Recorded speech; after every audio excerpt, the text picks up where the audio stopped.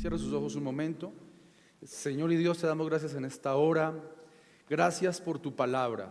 Disponga su corazón y ahí con sus propias palabras dígale: Señor, dispongo mi vida, dispongo mi corazón para que tu palabra sea profunda en mi vida, para que tu palabra entre hasta lo más íntimo de mis pensamientos, hasta lo más profundo de mi corazón, Señor, que vaya más allá de mis emociones, de mis sentimientos, y que esta palabra me transforme. Yo no me quiero ir de este lugar tal como llegué, yo me quiero ir edificado por tu palabra, transformado por el poder de tu Espíritu. En el nombre de Jesús, amén y amén. Puede tomar su lugar. He titulado la predicación de hoy: Una iglesia simple, una iglesia seria. ¿Cómo se llama la predicación? Una iglesia seria. Creo que voy a usar el otro micrófono.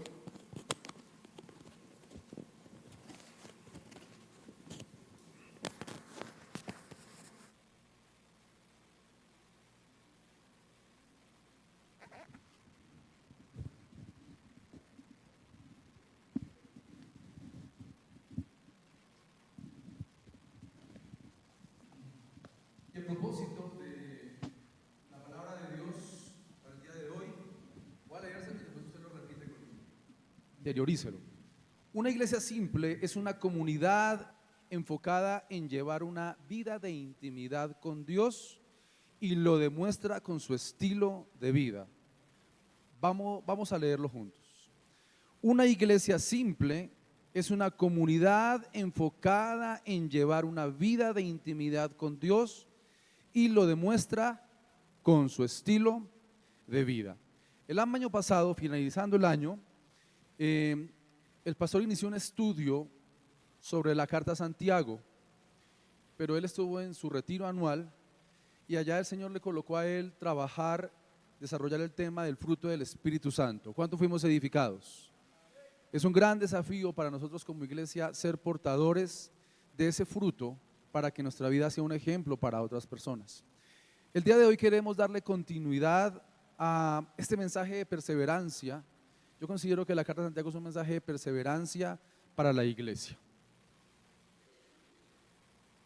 Pienso yo que muchas comunidades de fe hoy parecen centros religiosos destinados más al entretenimiento que a la edificación de la iglesia. Y eso me parece muy preocupante, porque se mezcla una serie de necesidades emocionales, una serie de intereses personales y pone a la iglesia en riesgo. El discurso de muchos predicadores se enfoca en justificar el actuar ambiguo de la iglesia frente al mundo. En los años 80, 70, 80, la manera de evangelizar en aquella época, por las condiciones, por la carencia de medios audiovisuales y por el estilo de la iglesia y por la carencia de feligreses, se trabajaba mucho el evangelismo puerta a puerta, ¿sí? Mi papá fue parte de una iglesia donde evangelizaban así, y en el barrio todo el mundo sabía que ellos eran cristianos, o porque ya los habían echado de la casa por golpearles, no querían escuchar el mensaje, o porque así lo hubieran escuchado, ya identificaban a los cristianos. Hoy en día la mayoría de cristianos parecemos agentes secretos del reino de los cielos, porque nadie sabe que somos cristianos, porque nuestro estilo de vida no evidencia absolutamente nada. Así hablemos mucho, si nuestro estilo de vida no es ejemplo, no estamos haciendo nada. Estos predicadores de estos tiempos han utilizado algunas frases de la Biblia, ni siquiera versículos completos, y las han vuelto frases de marketing, las han vuelto frases de marketing religioso. Dios no hace acepción de personas, se volvió en una frase que alcahuetea, que tolera el comportamiento pecaminoso de la iglesia. Dios es amor, Él no te juzga. También para aceptar, para tolerar el comportamiento de los cristianos. Vive la vida como quieras, es un regalo de Dios. Y frases así. Y recuerdo un principio lingüístico, y es que todo texto fuera de contexto se convierte en un pretexto. Todas estas frases sacadas de contexto se han utilizado más para hacer discursos que entretienen, pero no surten un efecto en el proceso de santificación del cristiano. Gentes, miles de personas con una Biblia debajo del brazo o en el celular, pero que llevan una vida impía, van y viven una vida de impiedad y van a una iglesia, van a un centro religioso a que el discurso de un hombre les alivie la conciencia. Una forma retorcida del evangelio que ha convertido el mensaje de Jesús en una droga que se consume. Un mensaje de fantasía, un mensaje falso que no produce ningún efecto más allá de mover emociones y mover percepciones sentimentales. Muchos predicadores hoy empacan su discurso en un envase de bebida energizante y le colocan como nombre agua viva y nos dicen que eso es palabra de Dios. Las personas pretendemos, no solamente hablo de los predicadores, también los que escuchamos pretendemos que nos estimulen con mensajes exitistas de prosperidad, de la eterna juventud, mensajes existencialistas. La misma iglesia ha desvirtuado el mensaje salvífico de Jesús y, en mi opinión, han convertido el mensaje de Jesús en un cóctel barbitúrico que nos mueve, nos atonta y nos droga, pero no produce efectos. Hay que cuidarse de esa clase de discursos. Pienso yo que es un discurso de fantasía, porque cuando miro a mi alrededor, sin ir muy lejos, mi país, yo veo una sociedad colombiana en descomposición, cada vez peor. El evangelio llegó a Colombia hace más de 80 años y yo siempre me he hecho una pregunta: ¿dónde está el impacto del testimonio de los cristianos en nuestra sociedad, en nuestra comunidad? ¿Qué nos hace diferentes? ¿Venir acá? Es una pregunta que tenemos que hacernos todos. Es una actitud religiosa contemplativa de Dios. Cantamos a Dios, hablamos de Dios, admiramos a Dios, admiramos todo lo relacionado con Dios, pero no vivimos a Dios y no practicamos nada de lo que estamos diciendo. Eso es una actitud estorbosa, inútil, religiosa para la iglesia, porque nos aleja de la esencia elemental del evangelio del Señor Jesús.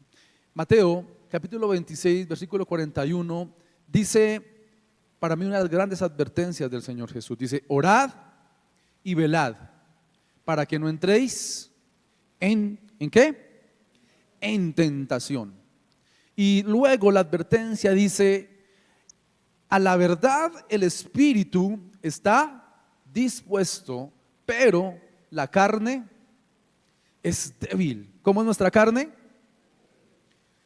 Es decir, que todos nosotros, si no tenemos una vida alerta de oración, de intimidad con Dios, somos débiles y somos propensos a fallar. Jesús nos advierte cómo nuestra carnalidad y el querer vivir este siglo nos absorbe.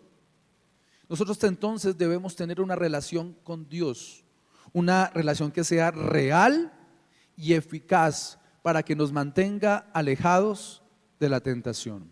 Amén.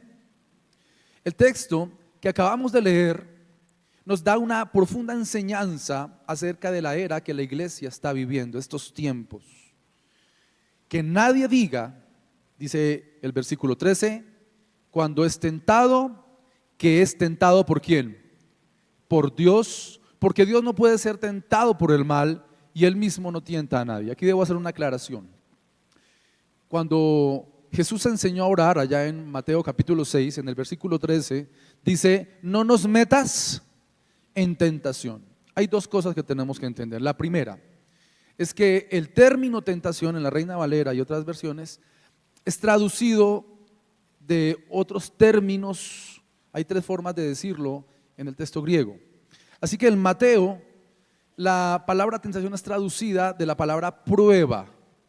Que el Señor nos guarde de las ¿qué? De las pruebas, que nos dé fortaleza. El predicador Spurgeon va a decir que es una oración de alerta. Estar velando: Señor, guárdanos, guárdanos, guárdanos. Pero la tentación de la que habla Santiago, desde su perspectiva pastoral, se está refiriendo a lo que hay en el interior de nuestro corazón que no procede de Dios. Son dos cosas diferentes. Dios no coloca delante de ti el pecado para que tú peques. Esa no es la naturaleza de Dios. Eso, ¿dónde nace? En nuestro interior. Aquí yo me encuentro con que Santiago advierte uno de los grandes problemas que la iglesia de hoy está viviendo, y es que los cristianos de hoy no queremos asumir nuestra responsabilidad acerca de nuestra forma de vivir. Nosotros normalmente estamos buscando excusas y culpando a otros de nuestras malas decisiones. Hay una tendencia cuando somos confrontados por nuestra manera pecaminosa de vivir, y cuando nuestro pecado es expuesto, empezamos a buscar responsables externos. Es que mi papá, es que mi mamá, es que lo otro, es que el diablo. Y en últimas, cuando ya la frustración nos absorbe, entonces empezamos a culpar a Dios. Y hay que comenzar a asumir nuestra responsabilidad como cristianos. Pretendemos hacer pensar a Dios. A veces nosotros comenzamos a justificarnos, y en esa autojustificación acomodamos ingenuamente nuestra percepción o nuestra idea de Dios para mantenernos en esa manera errada de vivir. Pero el texto nos dice que Dios no tienta a nadie, porque Él no nos manda a hacer lo malo. No tiene ninguna necesidad Dios, ni ningún interés de que usted y yo nos portemos mal, porque la naturaleza de Dios no es la maldad. Dios y el mal no tienen ninguna clase de compatibilidad. Así que en este aspecto es determinante que nosotros, usted y yo como seres humanos, asumamos nuestra responsabilidad respecto a las cosas malas que decidimos hacer. Eso es una actitud de humildad. Estamos viviendo una era muy peligrosa donde la gente que viene a las iglesias cristianas no se diferencia absolutamente nada de una persona que no conoce a Dios y que no teme a Dios. En nuestra casa no estamos fundamentando a nuestros hijos en la palabra. ¿Cuándo fue la última vez que usted como padre de familia decidió apagar el televisor y sentarse a leer la Biblia con sus hijos y orar 5 minutos? Hay familias enteras aquí, de los que venimos a esta iglesia, que pueden pasar semanas y la única oración que hacemos es la que el pastor hace cuando está predicando. Eso no es llevar una vida de intimidad con Dios. Eso no es estar alerta ni en búsqueda constante. Así que muchas veces yo escucho la frase: es que no sé qué me pasó, algo se me metió, algo me dominó. No, fuiste tú, fui yo. Creo que es necesario que dejemos de justificarnos de esa forma tan facilista. ¿Realmente usted y yo podemos creer o pensar que al decir es que yo no sé qué me pasó, vamos a dar razón de nuestras malas decisiones? Los cristianos de hoy en día somos mentirosos. Nos mentimos con facilidad en casa. Esposos que mienten con facilidad a sus esposas y no sienten ninguna clase de arrepentimiento por lo que están haciendo. Esposas mentirosas, les mentimos a nuestros hijos. Los hijos le mienten a los padres. Y nosotros creemos que porque no hay adulterio y fornicación en la casa, pero hay mentiras, entonces todo está bien. Como si Dios fuera un moralista. Pecado es pecado, no hay forma de evadirlo. Esa actitud de justificarnos, de todo el tiempo estar excusándonos, dando razones de nuestra vana manera de vivir, justificando nuestro pecado, nuestra falta de carácter, nuestras fallas de carácter, nos hacen daño a nosotros, les hacen daño a otras personas. El año pasado el pastor César citó una canción que se llama El último beso, de Leo Dan, y creo que esa canción describe un poco la tendencia de cómo somos como seres humanos. Dice la estrofa: íbamos los dos al anochecer, oscurecía y no podía ver, yo manejaba, iba a más de 100. Imagínense, con las luces apagadas. Prendí las luces para leer. Había un letrero de desviación, el cual pasamos sin precaución. Muy tarde fue y al frenar el carro volcó y hasta el fondo fue a dar. Y lanza la pregunta a Dios: ¿por qué el Señor me la quitó? Pero eso no nos pasa a nosotros nunca decimos eso. Eso le pasa a otros cristianos de otras iglesias. muchas veces nos portamos así. Realmente el hombre que conducía el auto fue un completo irresponsable y su negligencia provocó la muerte de su compañera. ¿Estoy en lo cierto? Pero aunque muchas veces sabemos de nuestra negligencia, de nuestra irresponsabilidad, de nuestra superficialidad a la hora de tomar decisiones, ¿por qué optamos? No, es que Dios me puso una prueba muy dura. Y yo quiero que entendamos que cuando hablamos de esta tentación, no la colocó Dios. Tu pecado no te lo colocó Dios. Tu pecado es una decisión que tú tomaste y nadie más. Y en el versículo 14, Santiago nos regala una reflexión pastoral muy profunda. Dice, sino que cada uno es tentado cuando de su propia pasión o por su propia pasión es seducido y atraído.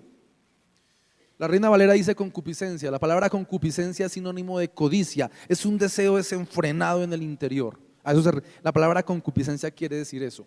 Es una pasión, pero es una pasión retorcida, una necesidad de una saciedad incontrolable. Y cuando en su vida hay eso, porque usted no tiene relación con Dios, usted va a sucumbir. Somos tentados cuando esa pasión, esa codicia nos hace dejarnos llevar por nuestros deseos, nos seduce, nos atrae a hacer lo malo, pero no por causa de Dios, sino porque ese es realmente nuestro estado interior. Creo yo que Santiago, como dice el pastor, un hombre apasionado por la iglesia, trata de explicarnos y hacernos ver que la condición humana, la tendencia natural del hombre siempre va a ser tomar malas decisiones y después echarle la culpa a los demás de esas decisiones que tomamos. La tentación no es una acción de Dios, porque como dije antes, el Señor no está interesado en que usted y yo hagamos lo malo delante de Él. La tentación es algo que ocurre ¿dónde? ¿Dónde ocurre? En nuestro interior. La tentación no viene por la televisión, no viene por internet, no viene por lo externo ni por una conversación externa. La tentación, esa codicia, entrar en ese estado de desear hacer lo malo, ¿dónde nace? En nuestro interior. En nuestro interior, no es afuera. La pregunta que debemos hacernos es: ¿quién o qué gobierna nuestro corazón, nuestro interior? Porque lo que sea que usted desee es lo que lo gobierna a usted. De esta forma entendemos entonces que el ser atraídos y seducidos a desobedecer a Dios, ¿dónde se va a reflejar? En nuestro estilo de vida. ¿Por qué? Porque eso crea en usted y yo hábitos pecaminosos. Y mientras que usted no saque eso, no deje de justificar ese comportamiento, eso va a seguir arraigado en su corazón, y pretender echarle la culpa a Dios de eso es algo ingenuo. Así que yo quiero exhortar a la iglesia en esta hora a que no seamos esos cristianos que nos justificamos y nos excusamos a toda hora por nuestra vana manera de vivir. Es triste, pero mucha gente que ha escuchado el mensaje de Dios se la pasa pegada a internet buscando predicadores que le digan que sus malas decisiones no son culpa suya. Eso se llama comezón de oír. Queremos escuchar algo que nos haga sentir bien, pero no queremos asumir la responsabilidad que tenemos como cristianos. En el versículo 15, Santiago va a profundizar y va a explicar cómo funciona, cómo opera la concupiscencia y qué resultados tiene en el corazón. Dice el versículo 15: entonces, después, cuando la pasión ha concebido, da a luz al pecado, y cuando el pecado es consumado, engendra la muerte, dice esta versión.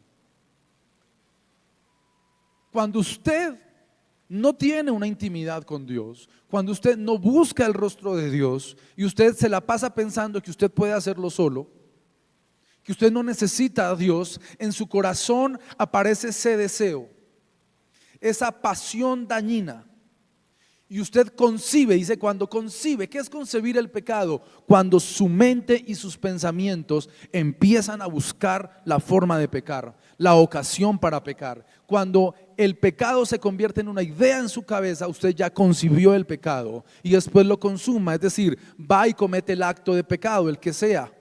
Pensemos en un pecado que casi nunca cometemos.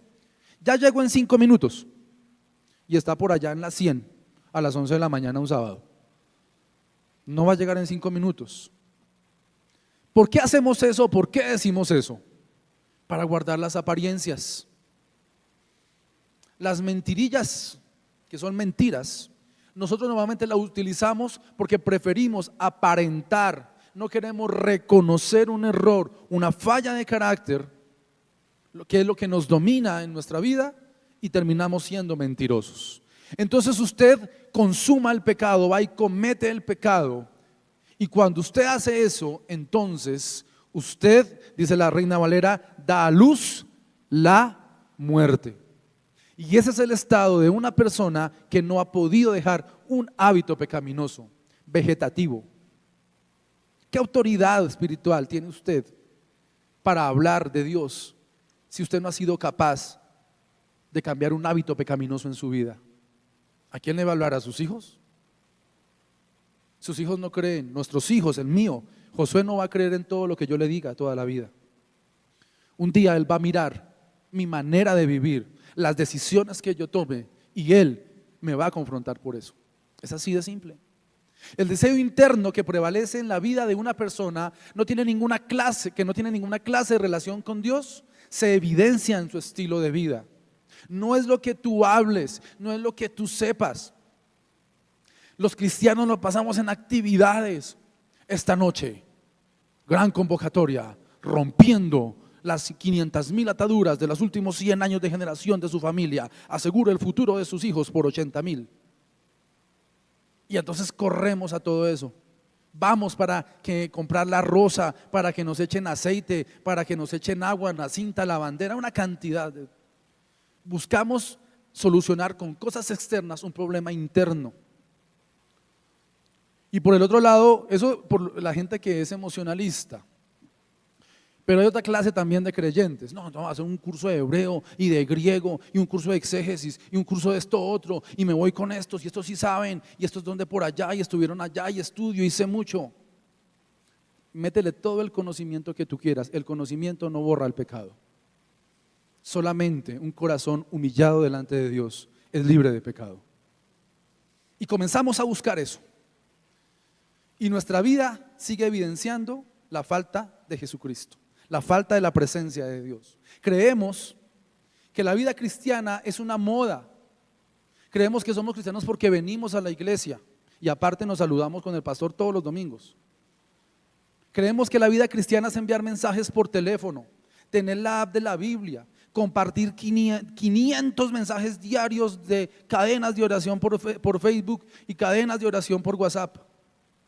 Eso es ser cristianos. Pensamos que ser cristiano es ir a la iglesia que está de moda, porque allá sí está la presencia de Dios. Es que ese pastor no es tan regañón como Pastor César, y ese pastor sí tiene la unción. Nos pasa eso constantemente. Pensamos y pensamos, pero no actuamos. Esos son pensamientos propios de una iglesia compleja. Si usted tiene un pensamiento así, lamento decirle que usted tiene una mente llena de complejidades y seguramente una vida llena de problemas. Creemos que somos cristianos porque tenemos una excelente comunicación con el pastor, lo saludamos todos los días. Que somos excelentes cristianos porque hacemos todas las actividades, venimos a todas las actividades, a 100 actividades al mes. Pero el problema es que su estilo de vida sigue esclavizado por causa del pecado. Sigues con los mismos pecados, sigues con los mismos problemas y sigues tomando las mismas malas decisiones. Personas que siguen viviendo conforme a los deseos de su carne y son incapaces de llevar el fruto del Espíritu porque simplemente la presencia de Dios es completamente ausente en su vida. Mire, vaya a un colegio, a cualquier colegio. No hay una sola profesora de preescolar y primaria que no tenga necesidad de una pastilla para la migraña. Porque nuestros hijos nuestros niños son una generación que está creciendo sin el temor de Dios. Como padres de familia, la mayoría de nosotros no tenemos la autoridad para formar principios y valores elementales para la convivencia en ellos. Vamos y le tiramos a los niños a un desconocido para que nos los vuelva personas. Muchos de nosotros esperamos a que nuestros hijos a los 14 o 15 años tomen una terrible decisión para empezar a orar por ellos, para empezar a invitarlos a la iglesia, cuando de niños jamás cultivamos en ellos principios. Es decir, en nuestro estilo de vida, en nuestro diario vivir, jamás evidenciamos esa transformación que tanto nos gusta escuchar o de la que tanto nos gusta hablar. Cuando los deseos pecaminosos de nuestro corazón dominan nuestra vida, entonces el ser seducido y atraídos a esos hábitos equivocados. Entienda una cosa: el fin único del pecado es volverse un hábito en su vida, porque todo lo que se vuelve hábito se vuelve natural. Natural. Encontramos una manera siempre de justificar nuestros hábitos pecaminosos. Tenemos una razón para lo malo que hacemos. Tenemos una razón para el vicio. Tenemos una razón para tomar, para fumar. Tenemos una razón para ser maledicentes y decir groserías. Es que ese es mi carácter. Pues déjeme decirle que su carácter lo va a enviar al infierno si no es transformado por la presencia de Dios. Siempre queremos justificar nuestro mal comportamiento y pensar que Dios es el que nos hace todo eso. Llamamos libertad de Cristo a nuestros caprichos. Cuidado, iglesia. Libertad en Cristo no es tomar cualquier decisión tranquilo. Libertad en Cristo es ser una persona responsable y consciente de lo que va a decidir, que tiene claro su enfoque, relación e intimidad con Dios. Creemos que nuestras banalidades, nuestro materialismo, creemos que esos son regalos de Dios. Estamos equivocados. Y todo esto nos convierte en seres insaciables. Somos sacos sin fondo, que nada nos da contentamiento. Pero esa falta de contentamiento, siempre esa necesidad de más y más, ese comezón de oír, esa falta de paz, que nada es suficiente. Su carro no le gusta, su casa le parece fea y pequeña, no le gusta el barrio, no le gusta nada, siempre quiere más. Toda esa insaciabilidad no es otra cosa que la carencia de una relación con Dios y tener una vida cristiana completamente desenfocada. Cuando esa mezcla de codicia en nuestro corazón se revuelve con la tendencia a autojustificarnos, nuestra vida es destruida. Ahí se concibe el pecado. Y cuando admitimos y se vuelve un hábito en nuestra vida, comenzamos a morir. Porque nos acostumbramos al pecado tanto que después nos parece completamente normal. Un cristiano cuya vida no es libre de pecado está muerto. Haga lo que quiera, invéntese lo que usted quiera, aparente lo que usted quiera, muestre la faceta que usted quiera mostrar, pero si su vida sigue siendo esclavizada por el pecado, usted es un cadáver. Eso dice el texto. ¿Y sabe por qué está muerto usted? Porque no lleva fruto, porque usted no suma, porque usted no puede darle testimonio a nadie, porque todo el mundo conoce que usted no va de victoria en victoria, sino de fracaso en fracaso. Usted no es portador de la buena nueva porque no la puede vivir, porque el evangelio de Jesucristo no ha sido eficaz en su vida. Yo sé, soy consciente de que lo que estoy diciendo es una palabra dura, pero no se angustie por eso. Si le parece duro, tranquilo, porque va a ver cómo Dios obra, va a ver el engaño de Satanás detrás de todo eso. Usted debe entender que si estas cosas pasan en su vida, que si usted siente que se está muriendo o que está muerto, no se sienta mal, porque sentirse mal no sirve absolutamente para nada. Si yo estoy enfermo y le digo, pastor, estoy enfermo, me partí la clavícula, ay, ay, ay, es que me partí la clavícula de verdad, qué día. Entonces el pastor me va a decir, ¿qué me va a decir él? Pues vaya médico. Y llego al otro día, pastor, sigo enfermo, me duele mucho. Vaya médico. ¿Qué pasa si no voy a médico? Puedo quejarme, puedo angustiarme, pero si yo no voy a médico, pues voy a seguir con esa fractura siempre. Y el dolor es intenso. Entonces, sentirse mal no es el objetivo de esta predicación. Yo quiero que usted hoy sea humilde delante de Dios. Yo quiero hoy retarlo a usted a que no se justifique hoy, a que no saque excusas. Deje de echarle la culpa a sus papás. Si los tiene vivos, disfrútelos, porque si ya están muertos, ya para qué echarle la culpa a un muerto. No nos justifiquemos más. No hay pecado en su vida porque Dios lo esté probando. Escúcheme esto. No hay pecado en su vida porque Dios lo esté probando. Nunca diga eso. Hay pecado en su vida porque usted y yo decidimos pecar. Y eso nos trae muerte y nos trae malas consecuencias. Así que el primer paso y una actitud real útil frente al pecado, frente a nuestros hábitos pecaminosos, es ser humilde y humillarse delante de Dios y decir: sí, Señor, yo soy una mala persona, porque así lo decidí. No importa la razón, la decisión es tuya y mía. Cuando me caí en la bicicleta, eso fue hace un poco más de 20 días, yo venía bajando y se atravesó un peatón de espaldas hacia mí y traté para no atropellarlo, desvié la bicicleta y perdí el control de la bicicleta, entonces caí sobre el lado derecho y me fracturé la clavícula. Yo nunca me había fracturado ni nada en mi vida, entonces el dolor fue como muy traumático, eso fue muy feo. Pero yo puedo culpar al Señor, pero ¿quién iba manejando la cicla? ¿Yo? ¿A quién se le partió la clavícula? A mí. Así que el que debe determinar, soportar, asumir, ir a médico, pasar por cirugía y todo eso, ¿a quién es? Y hacer la dolorosa rehabilitación, ¿a quién es? La responsabilidad finalmente de quién es mía. La persona a la que casi atropello ni siquiera me ayudó a levantar, entonces ni la cara le vi para hacer el reclamo. Pero quien iba conduciendo la bicicleta fui yo. Pudo haber sido un exceso de confianza, apliqué mal los frenos, me descuidé, iba muy rápido. Esa es la realidad. Y sufrí un accidente. Así es el pecado en nuestra vida. Tenemos que asumirlo. Porque el pecado, ¿a quién le hace daño? ¿Su pecado me hace daño a mí? Su pecado lo lleva a usted al infierno, no a mí. ¿Por qué le digo que no es para sentirse mal? Porque tenemos un Dios que es misericordioso para con usted y para conmigo.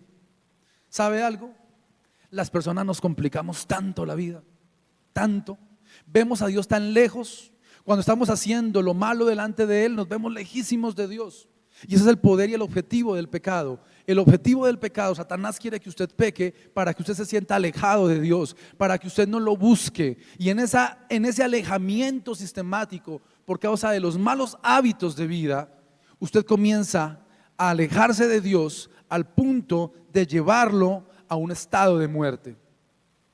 Pero el poder del evangelio es contrario a esto. El inconmensurable amor de Dios por usted es superior a esto. Usted tiene que tener la disposición para ser humilde y humillar su vida delante de Dios. Determinar en su vida no quedarse en el barro y en el lodazal. Esa es la actitud que debemos tener frente al pecado. Satanás quiere alejarlo a usted, pero ¿sabe qué dice la primera carta de Juan, capítulo 2, versículo 1?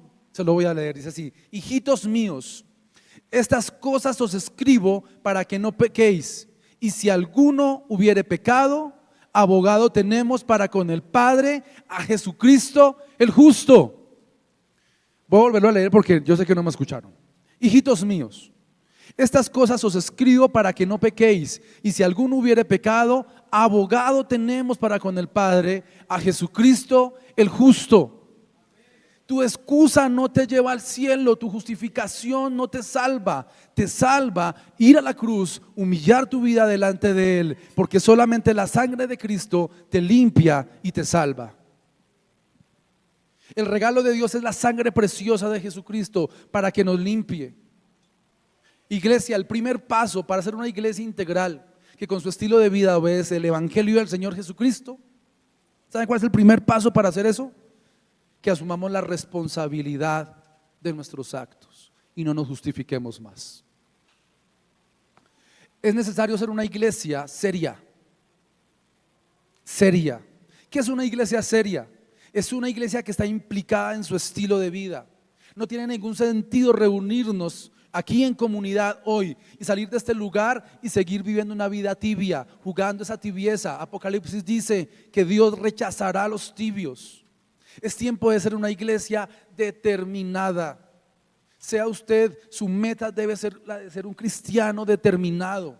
No es que usted sea millonario, no es que usted se sane todas las enfermedades, no es que usted obtenga lo que usted quiera. Es ser una iglesia determinada, una que no se justifica, una iglesia humilde que se humilla delante de Dios, que reconoce su pecado y recurre a la única justificación que salva, la de la cruz. Ese es el Jesucristo que nos limpia y nos levanta de nuestra vida pecaminosa. Colóquese de pie, por favor. Yo quiero lanzar un desafío a cada uno de acá. Yo quiero primero que todo animarlo a que no se sienta mal, ni se sienta fracasado, porque hay misericordia para nosotros. Amén. Yo quiero invitarlo a que usted se sienta humilde delante de Dios, a que usted se humille delante de Dios. Escúcheme esto: su razonamiento, su justificación, la inteligencia que usted cree que usted tiene delante de Dios no es nada. Así como la emocionalidad no es nada, el razonamiento humano tampoco es nada delante de Dios. Porque Dios quiere hombres y mujeres simples, que se humillen delante del Señor y que reconozcan lo que son realmente delante del Señor. Yo quiero desafiar a que seamos una iglesia que huye de las excusas, una iglesia que no se justifica. Mi deseo, el deseo de mi corazón, yo sé que el pastor César no desea que esa sea una iglesia de gente que se justifique y llena de excusas. Yo sé que ese no es. Yo no quiero ser parte de una iglesia así, y yo sé que los que estamos aquí tampoco. Tenemos que ser una iglesia seria y responsable. Así que yo lo quiero desafiar a usted a que renuncie a las excusas y a la justificación, y usted a partir de hoy se determine a tener una vida de intimidad con Dios. Cierre sus ojos un momento ahí. Yo quiero que usted no permita que nada lo distraiga en esta hora. Quiero que usted reflexione en la palabra del día de hoy. ¿Cuánto tiempo llevas tú atado al pecado porque te justificas y no reconoces? Te la pasas viendo el error de tu hermano, pero no ves el desastre de vida que tú llevas. Y Dios está aquí para liberar tu vida. Dios está aquí para liberar y para limpiar, para desafiarte a que busques permanentemente el rostro de Dios, porque una iglesia que busca el rostro de Dios es una iglesia que desafía al mundo, es una iglesia que da testimonio, que se hace sentir a donde quiera que va, que la gente sepa que tú eres cristiano por tu estilo de vida. Eso es posible, eso no es una utopía, eso no es un anhelo vano, es completamente posible en la medida en que tú y yo nos humillemos delante de Dios. Esta mañana cantábamos: creo en ti, creo en ti. Usted tiene que creer, usted debe creer que el proceso en Cristo es real y es posible en su vida. Usted tiene que creer que lo que el Señor quiere hacer con usted es importante y no es otra cosa que guiarlo a usted a la vida eterna. Yo le invito a que levante sus manos en esta hora. Levante sus manos Dígale: Señor, yo creo en ti. Yo quiero desafiarlo. Yo no puedo guiarle una oración a usted. Eso tiene que salir de su interior, porque allá está el problema. Usted tiene que decirle: Señor, yo renuncio a mi pecaminosa manera de vivir y a las razones que te he dado para seguir pecando. Si usted realmente está cansado de la muerte, de sentirse así, si usted está cansado realmente de su vana manera de vivir, yo lo invito a que hoy le crea a Dios. Vamos a decirle: quiero levantar a ti mis manos.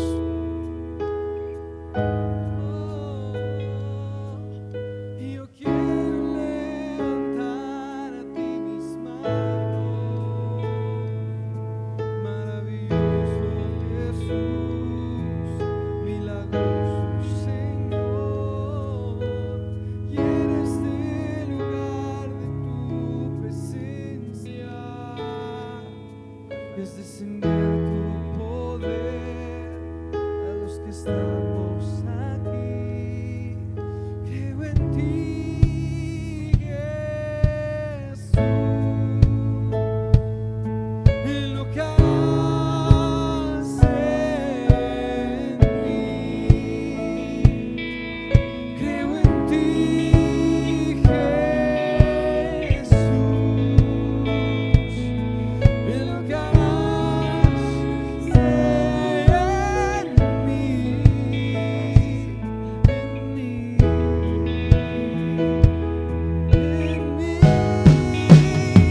Recibe Toda la gloria, toda la honra, precioso Hijo de Dios. Recibe Toda la gloria, toda la honra, precioso Hijo de Dios.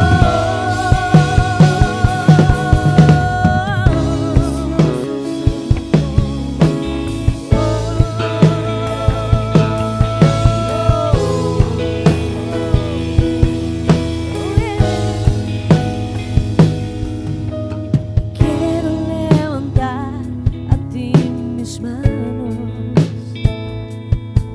Maravilloso Jesús, milagroso Señor, solo llenas el lugar con tu presencia y haz descender tu poder a los que estamos aquí.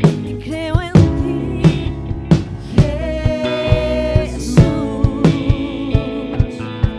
y en lo que harás en mí. Yo creo en ti, Jesús, y en lo que harás en mí.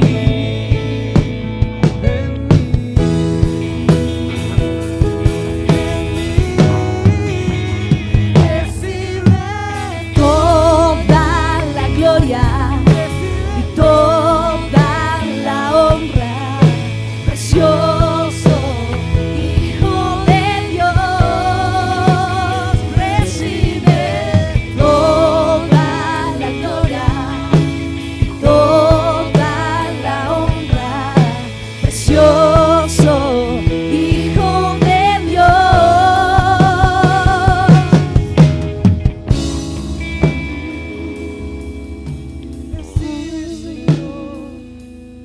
Recibe, Señor, toda la honra.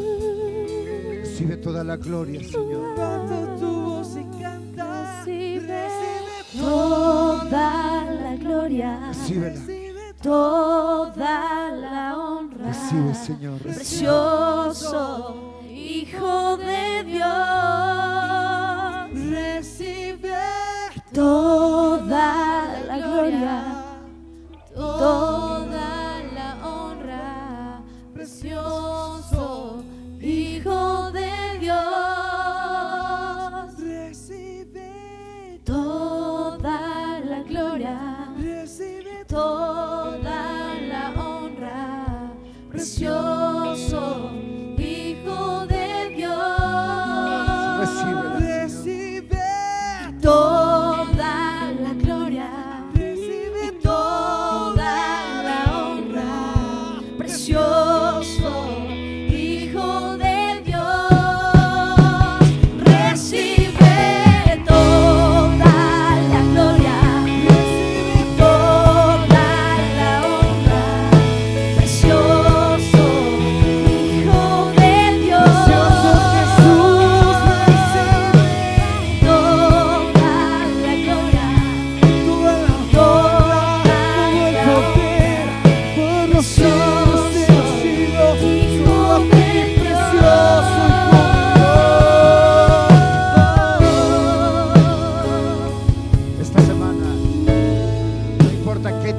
desempleado estés, no importa qué tantos compromisos tengas, enfócate esta semana en tener intimidad con Dios.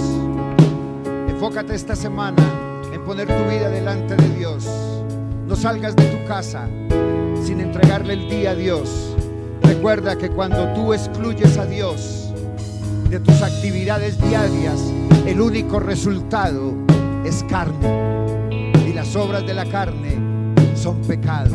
Te invito para que esta semana usted se enfoque en esa tarea. Que Dios les bendiga, iglesia, y Dios haga resplandecer su rostro sobre ti, y de ti tenga misericordia, de tus hijos, de los hijos de tus hijos y de todas tus generaciones. Y que todo lo que veas, todo lo que oigas, todo lo que digas, todo lo que tus manos toquen y todo lo que tus pies caminen, glorifiquen al Dios de la Biblia, al Dios de la verdad, al eterno Señor Dios Todopoderoso. Y la iglesia dice conmigo: amén y amén.